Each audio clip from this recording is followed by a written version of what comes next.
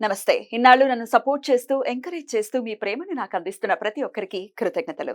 అలాగే ఈ వీడియో కూడా ఖచ్చితంగా మీకు ఉపయోగపడుతుంది. లైక్, షేర్ అండ్ సబ్స్క్రైబ్ చేసి మీ సపోర్ట్‌ని నాకు అందించండి. అలాగే ఈ వీడియో పట్ల మీకున్న అభిప్రాయాన్ని కామెంట్ సెక్షన్‌లో కామెంట్ చేసి తెలియజేయండి. ఇప్పుడు వీడియోని చూద్దాం. నమస్తే, వెల్కమ్ టు అవర్ ఛానల్. నేను పద్మిని. ప్రస్తుతంతో పాటు ప్రముఖ ఆధ్యాత్మికవేత్త, ప్రముఖ న్యూమరాలజిస్ట్ లక్ష్మీ నరసింహస్వామి ఉపాసకురాలు శ్రీమతి స్రవంతి గారు మనతో పాటు ఉన్నారు. మాట్లాడదాం. నమస్తే అక్క. నమస్తే పద్మిని. రకరకాల సమస్యలు, కొన్ని సమస్యలు ఎవరికైనా చెప్పాలంటే కూడా ఇబ్బంది పడేటటువంటి పరిస్థితి ఉంటుంది. అది మన పర్సనల్, ఒక భార్యాభర్తలకు సంబంధించిన పర్సనల్ ఇష్యూస్, అవి కూడా మరి సాల్వ్ చేసుకోవాలి కదా. సాల్వ్ చేసుకోకపోతే ఎట్లాగా? సమస్యల్లో అలాగే కొట్టుమిట్టాడుతూ ఉండేటటువంటి పరిస్థితి ఉండకూడదు ఎవరికి కూడా.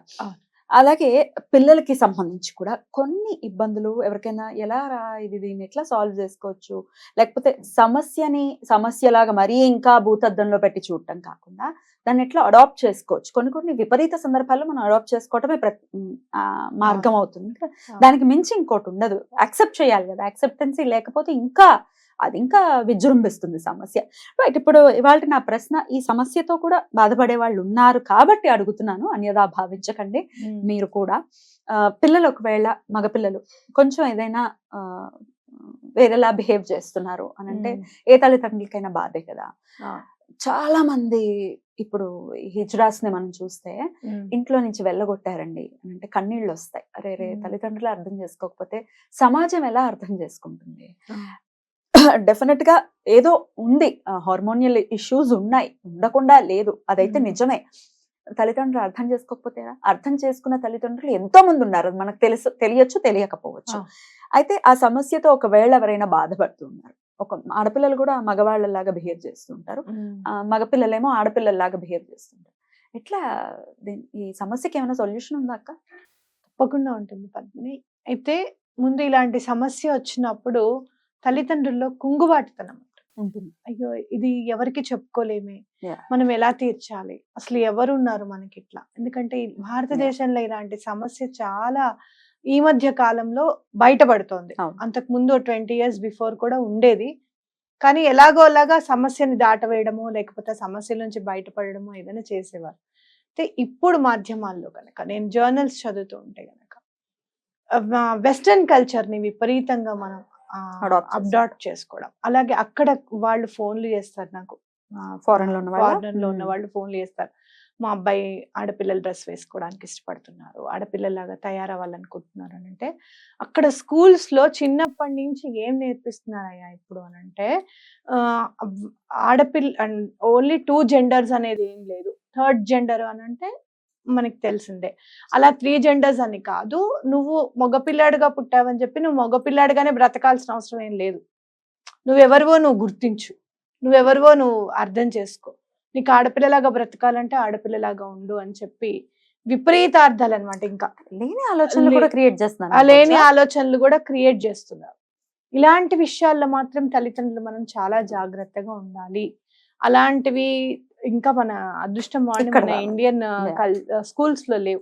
అంటే ఇక్కడున్న పరిస్థితులు ఏంటి అంటే, చిన్నప్పుడు మామూలుగా ఇలాంటి బిహేవియర్ అనేది నీకు 3 years లోనే తెలిసిపోతుంది. ఎలా? ఆడపిల్లల డ్రెస్, పట్లంగాలు వేసుకోవడము, తల్లిదండ్రులు తయారయ్యే సామాను ఉంటాయి, నెయిల్ పెయింట్స్ అవి చూడడము, లేదు అంటే కనుక గోరింటాకు పెట్టుకోవడానికి ఎక్కువగా ఇష్టపడము, అలాంటివన్నీ చూస్తూ ఉంటాయి. ఇట్లా క్లిప్స్ పెట్టుకోవడము, వాళ్ళకి క్లిప్స్ ఉంటాయి, తల్లిదండ్రులు క్లిప్స్ పెట్టుకోవడం, రబ్బర్ బ్యాండ్స్ పెట్టుకోవడం, డ్రెస్లు నాకు ఆ అమ్మాయి డ్రెస్ కొని పెట్టమని అడగడము, అలాంటివన్నీ కూడా ఉంటాయి. అలా స్టార్టింగ్ లో చూసినప్పుడే మీరు కనుక హార్మోన్ చెక్ చేసి సైకాలజిస్ట్ దగ్గర, సైకియాట్రిస్ట్ దగ్గర తీసుకెళ్ళడము, సైకాలజీ నువ్వు ఇలా నీకెందుకు ఇలా అనిపిస్తుంది ఇదని చెప్పి తప్పకుండా దానికి సంబంధించిన డాక్టర్ దగ్గర తీసుకెళ్తే తప్పకుండా బెనిఫిట్ ఉంటుంది ఖచ్చితంగా.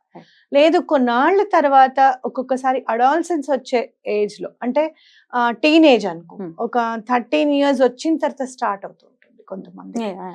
అప్పుడు మారుతుంది. అప్పుడు ఏంటంటే నువ్వు చూస్తే గొంతు కూడా వినలేం వాళ్ళవి.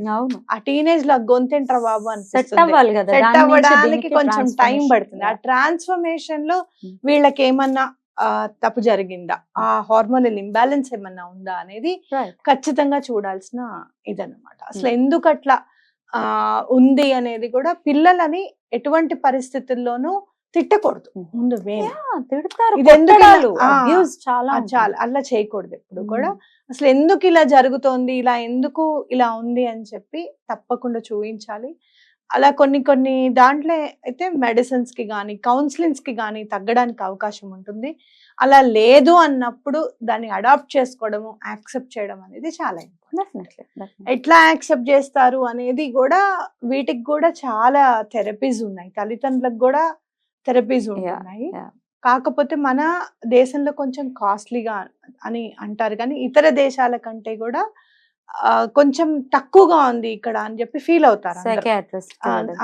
అక్క ఆన్ దట్ నోట్ అక్క, సైకియాట్రిస్ట్ దగ్గరికి వెళ్ళటమే అదో పెద్ద ఘోరం అన్నట్టుగా అనుకుంటున్నారు జనాలు.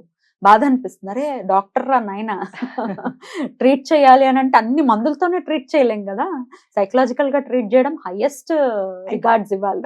అయితే చిన్నప్పటి నుంచి మనం ఏం చేయాలి అని అంటే, పిల్లలకి మనమే కౌన్సిలింగ్ ఇవ్వాలి. తల్లిదండ్రులకు మించిన పెద్ద డాక్టరు, పెద్ద సైకియాట్రిస్ట్ పిల్లలకి ఎవ్వరూ లేరని నేను గట్టిగా నమ్ముతాను. కరెక్ట్. ఎందుకు అంటే ఏదైనా తప్పు చేసినా తిట్టినా కూడా నేను కూర్చొని పిల్లలకు ఒకటే చెప్తాను, this is not the way to behave. ఇలా చేయడానికి వీల్లేదు, ఇలా విసుక్కోవడానికి ఇది కరెక్ట్ కాదు. నా మనసు బాధ అనిపించింది, మీరు నాతో కాసేపు మాట్లాడకండి అంటే ఒక 5 నిమిషాలు అయ్యేసరికి వచ్చి చుట్టేసుకుంటారు వాళ్ళ అమ్మ. నేను అట్లా బాధ పెట్టాలని నేను చేయలేదు అని వెంటనే చెప్తారు. లేదంటే నేను ఇలా చెప్పే లోపలే నువ్వు తిట్టేస్తున్నావు, అలా తిట్టకు అని చెప్పన్నా చెప్తారు. అయితే నేనేమంటానంటే, మన పిల్లలు ఏం ఆలోచిస్తున్నారు, అసలు ఎందుకు ఆలోచిస్తున్నారు అనేది తల్లిదండ్రులుగా ముందు మనకు తెలియాలి ఖచ్చితంగా. అలా మనం ఈ బిజీ షెడ్యూల్లో వాళ్ళని మర్చిపోతున్నాము అనిపిస్తుంది ఒక్కొక్కసారి. లేదు, ఒకవేళ చాలా బిజీగా ఉంటే నేను కనీసం నైట్ 10:30, ఇప్పుడు లేట్గా నిద్రపోతారు కదా పిల్లలు, ఒక హాఫ్ అన్ అవర్ అన్నా, ఒక 10 నిమిషాలన్నా వాళ్ళతో మాట్లాడతాను ఖచ్చితంగా. ఎందుకంటే తల్లిదండ్రులుగా వాళ్ళు ఏం ఫీల్ అవుతున్నారు అనేది మనకు తెలియకపోవడం అనేది మన దౌర్భాగ్యంగా ఫీల్ అవ్వాలి నిజంగా చెప్పాలి అని అంటే. సో తప్పకుండా వాళ్ళతో చిన్నప్పటి నుంచి ఒక రోజు ఒక 10 నిమిషాలు, భార్యాభర్తలకి కాఫీ తాగే టైం చాలా మంచి టైం. నిజంగా నేను ఈ డైట్ పుణ్యమాని కాఫీ తాగట్లేదు, చాలా విషయాలు నేను ఆయనకు చెప్పాను అనుకుని చెప్పట్లేదు. ఆ 10-15 మినిట్స్ టైం ఉంది చూసావా, చాలా విషయాలు గుర్తుకొస్తాయి మనకి. అప్పుడు కూడా ఈయన ఒక్కొక్కసారి నేను అప్పుడు కూడా ఏమైనా వాట్సాప్ మెసేజ్ పెడుతుంటే తిడతారు, కాసేపు పక్కకు పెట్టు, మాట్లాడు కాసేపు అని అంటారు అన్నమాట. ఆ 10-15 మినిట్స్ చాలా మంచి టైం మనకి, టీ టైం అయినా కాఫీ టైం అయినా.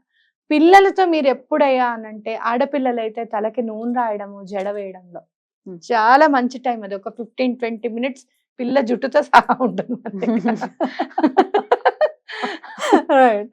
అసలు మీరు గమనించండి, అసలు అబద్ధం చెప్పరు. జుట్టు వేస్తున్నా, జుట్టు తలకి నూనె రాసేసి చిక్కు తీస్తుంటే వాళ్ళకి ఇష్టం లేకపోతే కామ్గా ఉంటారు, ఇష్టం అంటే మాత్రం మనతో మాట్లాడుతూ ఉంటారు. వాళ్ళకి చేయడం ఇష్టం లేదనుకోండి, కామ్గా ఆగిపోతారు అక్కడ. మనం అప్పుడు దాన్ని ఎక్స్ప్లెయిన్ చేసి, అలా కాదమ్మా ఇలా చేయాలి, ఇలా ఉండాలి అని చెప్పాలి. అదే మగ పిల్లలకైతే అన్నం పెట్టేటప్పుడు పక్కనే కూర్చొని వాళ్ళు ఏం తింటున్నారు ఏంటి, ఎరా ఎందుకు తినలేదు, ఎంత సరిగ్గా కడుపు నిండుగా ఎందుకు తినలేదు, బయట ఏమైనా జంక్ ఫుడ్ తిన్నావా, ఇలా మనం పిల్లల్ని కనీసం ఒక 10 నిమిషాలన్నా మనం మాట్లాడుకోగలగాలి. రైట్. ఇది రెగ్యులర్ పిల్లలకి. ఇట్లా కొంచెం డిఫరెంట్ గా బిహేవ్ చేసే వాళ్ళకి తెలిసిపోతుంది. డిఫరెంట్ గా బిహేవ్ చేసే వాళ్ళనైతే ఇంకొంచెం ఎక్కువగా చూసుకోవాలి. ఏమవుతుంది, నీకు ఎట్లా అనిపిస్తుంది, నీకు ఎందుకు ఇలా అనిపించింది, నీకు ఎప్పటి నుంచి ఇలా అనిపించింది, మనం డాక్టర్ దగ్గరికి వెళ్దాం, మనం సార్ట్ అవుట్ చేద్దాం, దానికి నువ్వేమైనా సహకరిస్తేనే పని అవుతుంది అని చెప్పడము. అలా సైకియాట్రిస్ట్ దగ్గరికి వెళ్ళే వాళ్ళని కూడా మీరు ఇతరులకు కూడా మీరు ఏం చెప్పక్కర్లేదు, మీ మానాన్ని మీరు వెళ్ళడం, సైకియాట్రిస్ట్ దగ్గర కౌన్సిలింగ్ తీసుకోవడం, రావడం, ఎవరికి కూడా చెప్పాల్సిన అవసరం లేదు. ఉంది అంటే అందరూ కౌన్సిలర్స్ అయిపోతారు. అంతే కదా. న్యూమరాలజీ ప్రకారం ఏదైనా హెల్ప్ ఉందా దీనికి?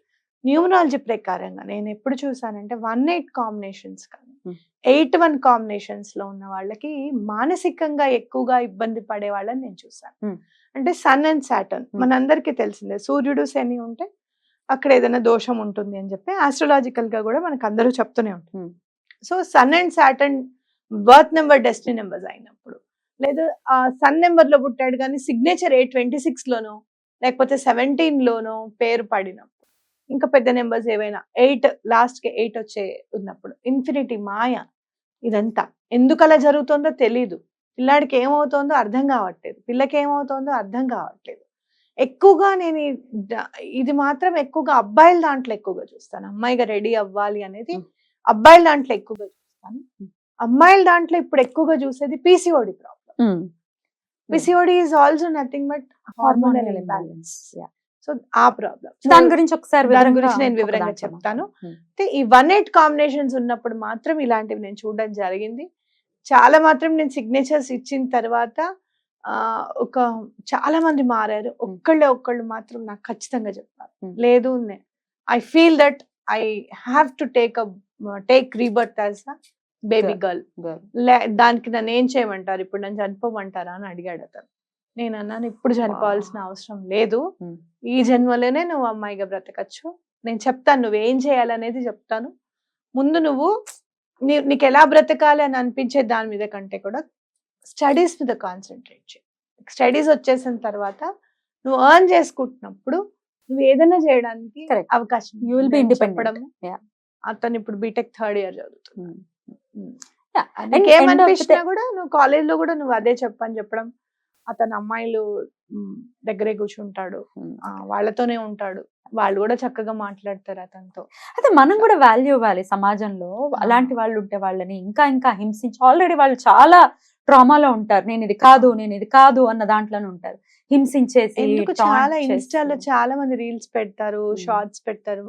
నేను మా బాబుని 4th class అన్నప్పుడు నేను అమ్మాయిగా ఉండాలని కోరుకుంటున్నాను, నేను అమ్మాయిని అని చెప్పి తను రియలైజ్ అయ్యాడు. నేను కూడా దానికి సపోర్ట్ చేశాను. దీనివల్ల నేను హస్బెండ్ కి కూడా డివోర్స్ ఇచ్చేసాను అని చెప్పి కూడా చాలా మంది ఉన్నారు. ఎందుకంటే తల్లి అనుకోదు కదా, బట్ మనకు సంబంధం లేనప్పటికీ వాళ్ళని టాంట్ చేయొద్దు మాటలతో కానీ చూపులతో కానీ అనేది. అలాంటివి చేయకూడదు. మళ్ళీ అదో పాపం మూట కట్టి ఎందుకు వచ్చింది అదంతా. అసలు మీరు ఫస్ట్ మనం చేయాల్సింది ఏంటి అని అంటే, అసలు ఎందుకు అలా అయింది అనే క్వశ్చన్ మార్క్ ఉండకూడదు మన జీవితంలో ఎప్పుడు. ఎందుకంటే నాకు ప్రగాఢ విశ్వాసం, ఏదైనా క్వశ్చన్ మార్క్ ఉంటే దానికి ఆన్సర్ చూపిస్తాడు భగవంతుడు, ఇందుకు అలా అయింది అని చెప్పి. కాబట్టి వాళ్ళని చూసి క్వశ్చన్ మార్క్ గా కాకుండా లెట్ ఇట్ బి వాళ్ళ లైఫ్ ని వాళ్ళని లీడ్ చేయనివ్వాలి హ్యాపీగా. మనలాగా హ్యూమన్ బీయింగ్స్ అన్నది డెఫినెట్ గా గుర్తుపెట్టుకోవాలి. Let's don't taunt them. Right అక్క, ఇన్వోక్ చేసి ఉల్ఫ్ ని అడగండి హెల్ప్ చేయమని చెప్పి. ఇలాంటి పరిస్థితుల్లో ఎవరైనా 1-8 combinations, birth number 1, destiny number 8, date of birth మొత్తం యాడ్ చేస్తే 8 వచ్చింది, లేదు గనక 8-1 కాంబినేషన్స్ ఎవరైనా ఉంటే తప్పకుండా నన్ను కాంటాక్ట్ చేయండి. ఇవన్నీ ఈ రెండిట్లో పుట్టిన వాళ్ళు అందరూ అలా అవుతారని మాత్రం అనుకోవద్దు. మానసికంగా ఏదో ఒకటి వాళ్ళు డిఫరెంట్ గా ఉంటారు తప్పకుండా, అది మాత్రం నేను చెప్పగలుగుతాను. రైట్, దాని నుంచి బయటపడాలి, హ్యాపీగా ఉండాలి ఎవరైనా కానీ అన్న ఉద్దేశంతో అడిగిన ప్రశ్నకి చాలా అద్భుతంగా ఆన్సర్ చేశారు. థ్యాంక్ యూ సో మచ్ అక్క. నమస్తే.